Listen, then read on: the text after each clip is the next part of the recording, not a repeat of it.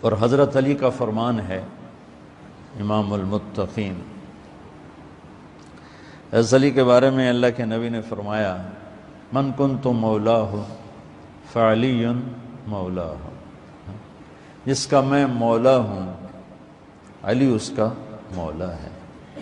اور یہاں مولا سے مراد دوست نہیں ہے، یہ ہم دوست کا ترجمہ کرتے ہیں آقا، سردار، جس کا میں سردار ہوں علی اس کے سردار ہیں۔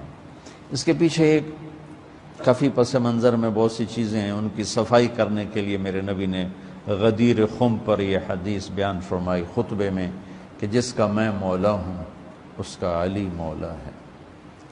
تو یہ چند دن پہلے مجھے خیال آیا کہ ہمیں حضرت علی نہیں کہنا چاہیے، ہمیں مولا علی کہنا چاہیے، کہ میرے نبی ہمیں ان کو ہمارا مولا بنا کے گئے ہیں۔ ہم سمجھتے ہیں صرف یہ شیعہ کہتے ہیں مولا علی، وہ صحیح کہتے ہیں، من کنت مولاہ فعلی مولاہ۔ آپ سب کے چہروں پہ میں حیرانی دیکھ رہا ہوں، حالانکہ میں آپ کو صحیح حدیث پیش کر رہا ہوں، من کنت مولاہ فعلی مولاہ، جس کا میں مولا ہوں علی اس کا مولا ہے۔ تو میں اب حضرت علی نہیں کہتا، میں کہتا ہوں مولا علی، کہ ان کا حق ہے۔ جیسے ہر صحابی کی بعض خصوصیات ہیں جو دوسرے میں نہیں۔ آپ نے ابو بکر سب سے بڑی ہستی ہیں صحابہ میں، ان کو نہیں، آپ نے کہا کہ تو جنت میں میرے آگے آگے چلتا ہے۔ بلال کو کہا کیا بات ہے، جب جنت میں جاتا ہوں مجھ سے آگے آگے چلتا نظر آتا ہے، جزوی فضیلت۔ سارے لوگ پیدل چلیں گے، میں براق پہ چلوں گا، میرے نبی نے فرمایا، اور بلال میرے آگے سرخ اونٹنی پہ بیٹھ کے چلے گا، یہ جزوی فضیلت۔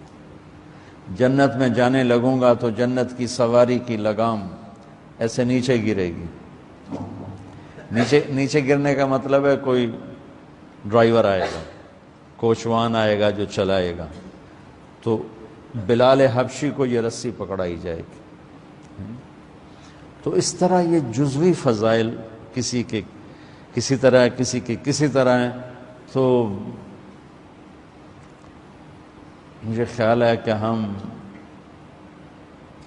اہل البیت کے حق میں بڑی کوتاہی کرتے ہیں، بہت کوتاہی کرتے ہیں۔ ہم اللہ کے نبی کی اولاد کے تذکرے نہیں کرتے، اس سے ان سے محبت کی گرمی بھی نہیں پیدا ہوتی۔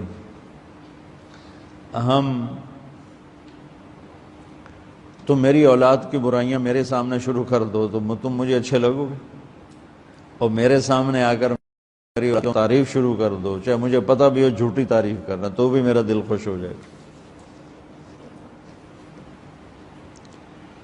تو ہم نے نا اللہ کے نبی کے گھرانے کے بارے میں بہت کوتاہی کی ہے، بہت کوتاہی کی۔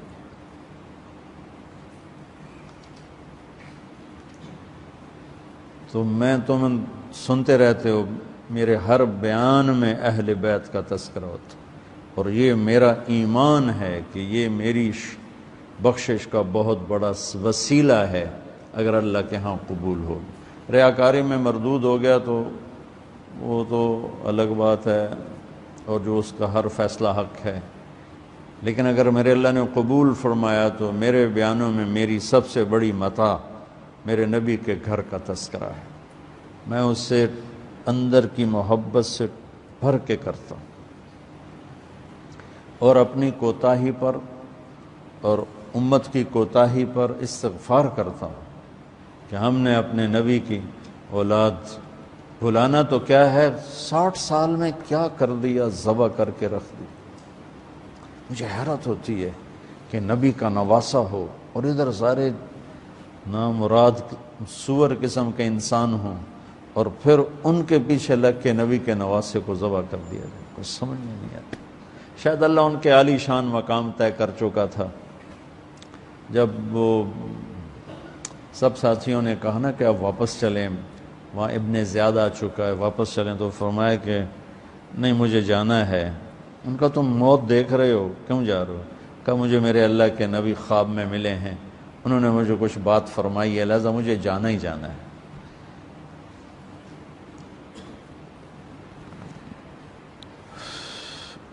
میں پتہ نہیں بیان کیا کر رہا تھا حضرت علی کا،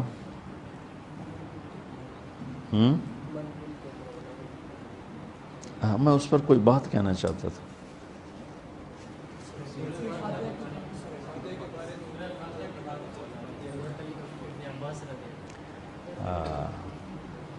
مولا علی نے فرمایا اگر میں سورہ فاتحہ کی تفسیر کروں، سورۃ فاتحہ کی تفسیر لکھواؤں تو 70 اونٹوں پہ لادی جائے گی، 70 اونٹوں پہ۔ اور یہ خالی دعویٰ نہیں تھا، ایک حدیث اور سنو۔ ایک دفعہ عشاء کی نماز پڑھا کے تشریف فرما ہوئے اور فرمایا آؤ آج میں تمہیں سورہ فاتحہ کی تفسیر سناؤں۔ تو شروع کرتے ہیں بسم اللہ سے، اور بسم اللہ کی با سے شروع کرتے ہیں۔ عربی میں تو حروف کا بھی مطلب ہوتا ہے نا، با کا مطلب بیان کرنا شروع کیا اور فجر کی اذان ہو گئی، با چل رہی تھی۔ سبحان اللہ۔